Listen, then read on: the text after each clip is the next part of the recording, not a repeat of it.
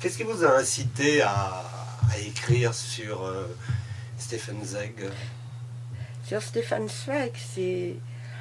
D'abord, je connaissais son œuvre, ensuite j'avais lu 2 biographies sur lui. Je trouvais qu'elles étaient, elles étaient extrêmement denses, bien faites. Enfin, je pense à une en particulier et à une biographie brésilienne, parce que j'avais été au Brésil, on m'avait parlé un peu de Zweig et tout.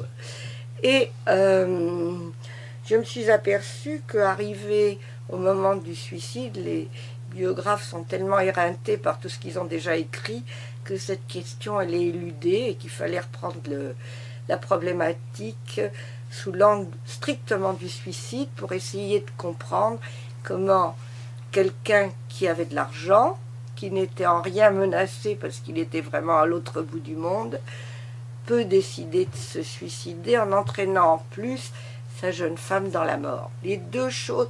Bon, et à part ça, comme je suis lectrice de littérature allemande, je me rappelle que quand j'avais lu Klaus Mann, il reprenait dans son livre Le Tournant une citation, quelque chose qu'il avait publié dans le journal de l'émigration allemande au moment du suicide de Zweig.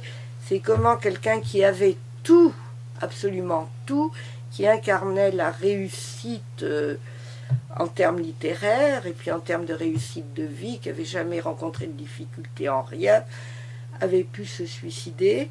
Et le pire, c'est qu'il avait entraîné la jeune femme. C'est-à-dire il avait tout laissé derrière lui. La seule chose qu'il emmène avec lui, c'est la jeune femme. Et je me suis dit, c'est vrai que c'est ça la question. Et c'est à partir de là que j'ai détricoté à l'envers, on peut dire, ce qui concerne Zweig en me centrant exclusivement sur les 10 dernières années de sa vie, parce que l'année de ses 51 ans, relisant son journal, je me suis aperçue qu'il fait le pari de changer de vie. Et qu'en fait, ce pari, il va être confronté à la réalité qui va se transformer, la réalité politique, avec la montée progressiste du nazisme en Allemagne et puis en Autriche, et que là, je veux dire, il va être dans une situation qu'il n'avait pas prévue. Alors, d'après vous, quelles sont les raisons ou les éléments qui peuvent expliquer ce suicide? C'est très compliqué, hein. On peut dire que, il fait le pari de changer de vie en rompant avec sa vie familiale, sa femme, etc., parce que l'année de ses 50 ans, il est saisi par l'angoisse et qu'il pense que s'il renouvelle sa vie familiale, sa vie personnelle, il va échapper d'une certaine façon à la vieillesse. Ça, il était hanté par le fantasme de la vieillesse, du dépérissement, de la perte de sa vitalité sexuelle et intellectuelle, et il a pensé que c'était un remède, et donc, si vous voulez, il prend prétexte d'un événement qui lui arrive à Salzbourg, qui n'a pas vraiment grand-chose à voir avec une prise de conscience politique. Pour Fiche-le-Camp s'exiler en Angleterre, et les 2 premières années de son exil sont vécues sous le signe, même les 3, sous le signe de l'euphorie. Il est riche, il s'installe, il s'achète un appartement, il continue à voyager à travers l'Europe. Et donc, voilà. Et puis petit à petit, les choses se compliquent parce qu'il s'attache à une femme qu'on pourrait considérer comme une fatale erreur de casting dans sa vie. On pourrait dire qu'après, si vous voulez, il est rattrapé par les événements politiques. À savoir que lui, qui était un apolitique depuis toujours, qui n'a jamais voulu s'engager en quoi que ce soit, qui était un pacifiste, par ailleurs un ennemi de la guerre, et en dehors de ça, un amoureux inconditionnel de l'Allemagne, de la culture allemande est rattrapé par les événements, et à un moment donné, on peut dire qu'il y a une déstabilisation intérieure qui se produit, plus le fait que sa femme, qui a 30 ans de moins que lui, disons 28, et qu'il espérait devenir le soutien de ses vieux jours, devient un fardeau insurmontable, parce qu'elle est malade, elle souffre depuis toujours d'un asthme chronique, et que l'asthme est une maladie difficile à gérer, et que on peut dire que il fait rien pour que l'asthme de sa femme se stabilise. On peut dire que il fait même le contraire. On peut dire que son suicide, c'est la conjonction de différents facteurs. Mais lorsqu'il part au Brésil, il arrive au Brésil. Il est accueilli comme un dieu. Il est accueilli comme la un dieu. première fois. Tout va bien là-bas. La première fois en 1936, quand il découvre le Brésil et l'Argentine tout seul, c'est un triomphe. C'est Goethe en personne qui visite l'Amérique du Sud. Le deuxième voyage en 1940, où il a déjà... Alors là, en juin 1940, la guerre est déclarée et il quitte définitivement l'Europe. Enfin, il ne sait pas que c'est un départ définitif, mais il s'enfuit parce qu'il a peur de voir les nazis débarquer en Angleterre. Et donc, il va d'abord aux États-Unis, puis ensuite au Brésil. Deuxième séjour est aussi un séjour totalement triomphal, parce qu'il fait des conférences au Brésil, des conférences en Argentine, et puis ensuite, il commence à travailler à son livre « Brésil, terre d'avenir », et il part aux États-Unis à l'hiver, à fin de l'année 40, il arrive, je crois, début 41, aux États-Unis, où il va passer 6 mois, écrire Brésil, terre d'avenir, et c'est en août, fin août 41, qu'il retourne au Brésil pour la 3e fois. Les choses vont se passer un peu moins bien. Parce qu'il y a des accusations, de fausses accusations. On l'accuse en particulier d'avoir écrit... Enfin, je vais vous dire, c'est compliqué à expliquer à des gens qui connaissent ni l'histoire du Brésil, ce qui est un peu malheureusement le cas en France. On n'est pas tellement ferré en géopolitique. Ensuite, qui ne connaissent pas très très bien l'histoire de Zweig. Et ensuite, c'est quelque chose qui a été complètement passé sous silence par ces différents biographes, et en particulier par celui qui a voulu écrire les 10 derniers jours de Zweig et qui a tourné le dos à l'histoire. C'est que Zweig, qui était habitué à écrire très vite, qui n'était ni un politologue ni un journaliste, et qui a fait un éloge du Brésil inconditionnel, a fait d'un Brésil, mais d'un Brésil de carte postale, celui qu'il avait découvert, c'est-à-dire il croyait qu'il allait faire un succès fulgurant avec ce livre, et ça a été le prétexte à une remise en cause totale, parce qu'il n'a pas compris les réalités politiques, ou il les a passées sous silence.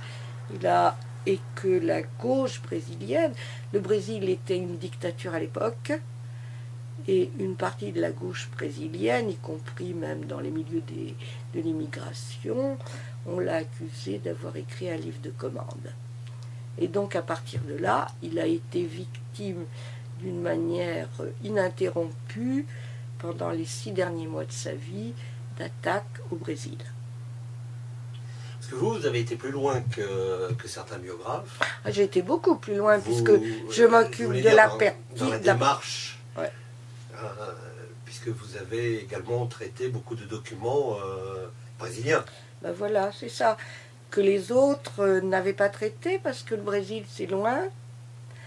C'est une langue que peu de gens parlent. Qu'il fallait y aller. Hein. Moi, j'y suis allée au Brésil, mais...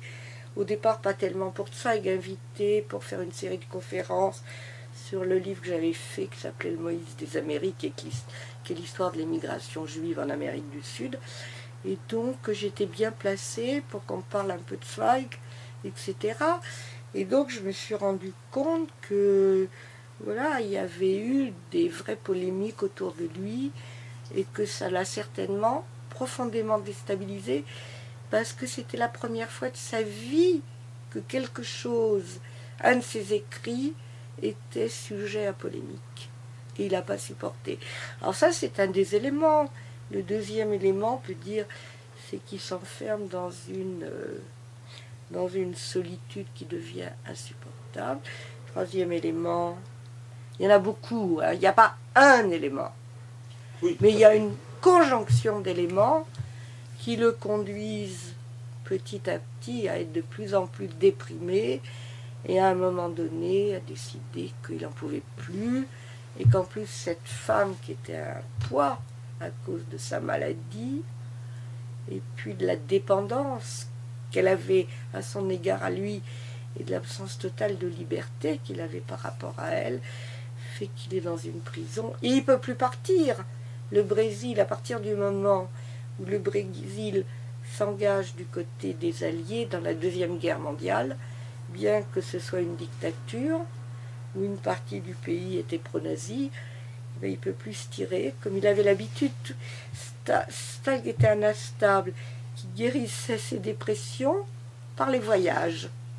À partir du moment où il ne peut plus sortir du Brésil, c'est un peu, il est désespéré. Si vous voulez ajouter aux autres facteurs, c'est encore un facteur supplémentaire de désespoir. Est-ce que votre formation de psychosociologue vous a aidé dans l'analyse de ce destin? Bah, sans doute, hein, parce qu'une formation de psychologue qui fait quand même frotter un peu à la psychanalyse, à la lecture de... Ensuite, oui, parce que finalement, à un moment donné, je suis sortie même de la psychologie pour m'approcher de l'histoire. Et à partir du moment où j'avais ces trois cordes à mon arc, oui, je veux dire, la psychologie mène à, la psychosociologie mène à tout quand on veut bien en sortir. Le fait de m'avoir permis, avec le Moïse des Amériques, de m'attaquer à un sujet purement historique. Alors ça, c'était pour le contexte. Et puis, pour l'analyse de la personnalité de Zweig, c'est à la fois mon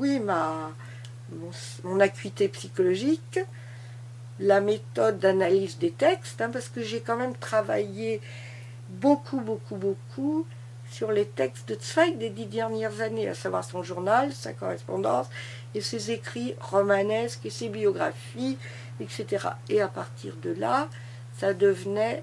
C'est une démarche qu'aucun des biographes n'a fait, parce qu'eux, ils ont fait du factuel, mais du factuel très intelligent parfois. Mais le factuel, il a fait ça à tel jour, à telle heure, il a rencontré un là. Moi, au fond, ça, je m'en balançais plus ou moins. Ce que je voulais, en analysant le journal, la correspondance et ses derniers écrits qui sont extraordinairement révélateurs sur son évolution psychologique, je pouvais cerner à livre ouvert ce qui l'a conduit au suicide. Est-ce que sa compagne avait envie de mourir Je ne crois pas. Ou est-ce qu'il a trouvé les mots pour la convaincre? Il a trouvé les mots pour la convaincre. C'est ça qui est terrible. Elle ne voulait pas mourir, elle a avalé le poison après lui, elle a hésité.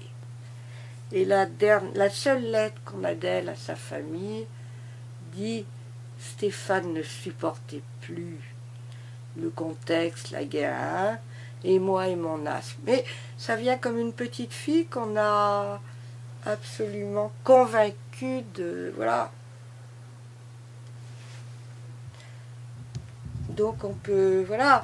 Je veux dire, moi ça m'a fendu le cœur quand j'ai lu la déclaration de l'auteur, en me disant d'abord, on peut vivre avec de l'asthme bien plus longtemps, à condition de respecter un certain nombre de précautions, qu'il a délibérément écarté. Bon, voilà. C'est QFD.